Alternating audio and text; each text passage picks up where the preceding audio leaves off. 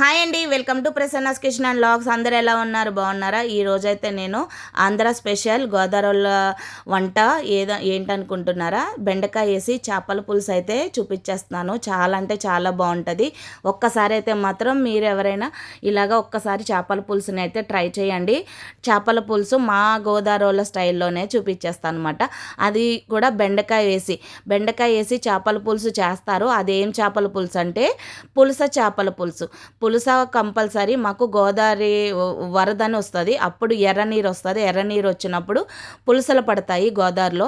అప్పుడు మాత్రం ఇలాగ బెండకాయ వేసి పులస చేపల పులుసు అయితే పెడతారు. చాలా బాగుంటుంది. అది మా గోదావరికి బాగా ఎక్కువైతే తెలుస్తుంది. ఇక్కడ మీరు ఎక్కడైతే వీడియో చూస్తున్నారో వాళ్ళకైతే తెలిస్తే మాత్రం కామెంట్ చేయండి. మీరు ఎక్కడి నుంచి చూస్తున్నదన్నది కూడా అది కూడా కామెంట్ చేయండి. నా వీడియో ఎంత దూరం వెళ్ళిందన్నది నాకు తెలుస్తుంది కదా, ఏ ఊరు దాకా వెళ్ళిందో ఈ వీడియో అని నాకైతే తెలుస్తుంది. మీరు కామెంట్ చేయండి ప్లీజ్, తప్పకుండా మాత్రం ఈ వీడియో చూస్తే మాత్రం. అలాగే ఒక్కసారి అయితే మాత్రం ఇలాగా చేపల పులుసుని అయితే ట్రై చేయండి. ఇది వచ్చేసి నేను కిలోన్నర తీసుకుని చేపల పులుసు అయితే చేసేసాను. ఈ చేపల పులుసు వచ్చి మా వారికి అయితే చాలా ఇష్టం అండి. మా వారికి నాన్ వెజ్లో చేపల పులుసు అన్నా చేపల ఫ్రై అన్నా కూడా చాలా ఇష్టము.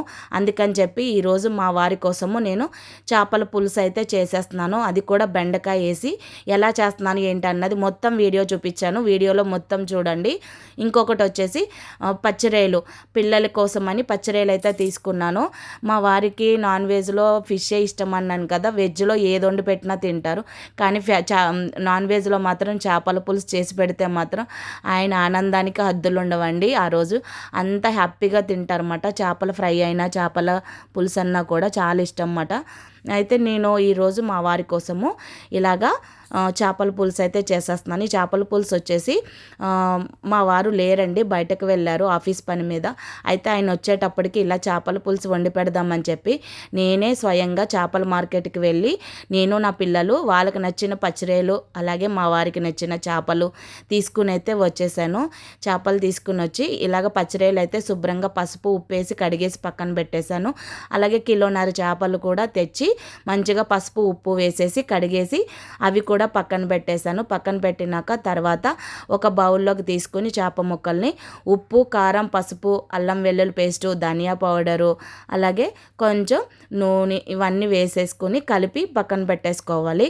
ఇలా కలిపి పక్కన పెట్టుకున్నాక ముందుగా ఉల్లిపాయలు కిలోన్నర చేపలకి ఒక పావు కిలోల పైనే ఉల్లిపాయలు అయితే పడతాయండి. అంటే 5-6 ఉల్లిపాయలు అయితే కట్ చేసి పెట్టుకోండి.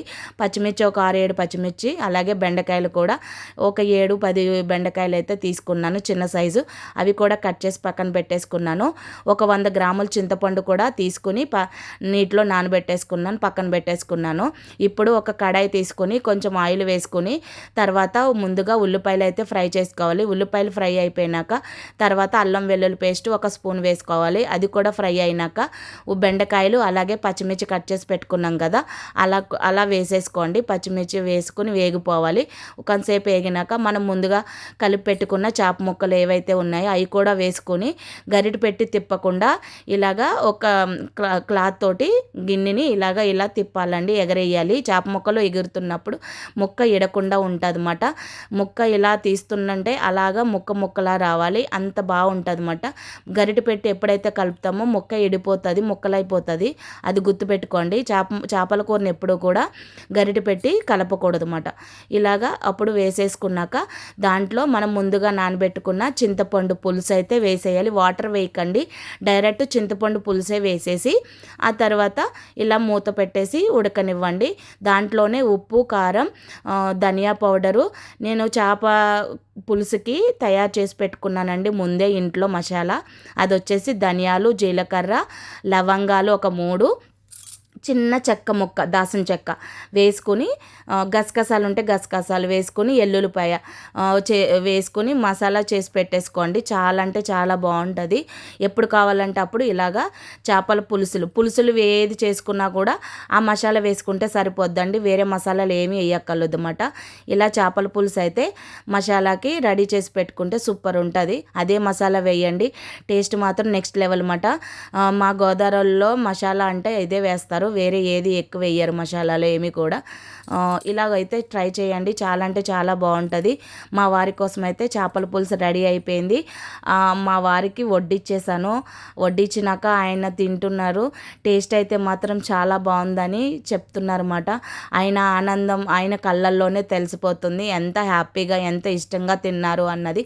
ఒక్కసారి మీరు కూడా ఇలాగా మీ వారికి పిల్లలకి ఇష్టమైతే పిల్లలకి ఇలాగా వండి సర్ప్రైజ్ అయితే చేయండి. చాలా హ్యాపీగా ఫీల్ అవుతారు. వాళ్ళు పొద్దున్న ఆఫీస్కి వెళ్ళిపోయి నైట్ వస్తారు కదా, పొద్దున్న తిన్నది ఏదో తిన్నామా లేదా అన్నట్టు తింటారు. అదే ఇంటికి వచ్చినాక ఇలాగ తృప్తిగా వాళ్ళకి వండి పెడితే, నచ్చిన ఫుడ్ వండి పెడితే తృప్తిగా కడుపు నిండా తింటారన్నమాట. నేనైతే ఇలా మా వారికి మాత్రం ఫుల్గా హ్యాపీగా తిన్నారు, చాలా ఇష్టంగా తిన్నారు, చాలా బాగుంది అన్నారు. ఈ వీడియో కనుక నచ్చినట్లయితే లైక్ చేయండి, షేర్ చేయండి. Thank you.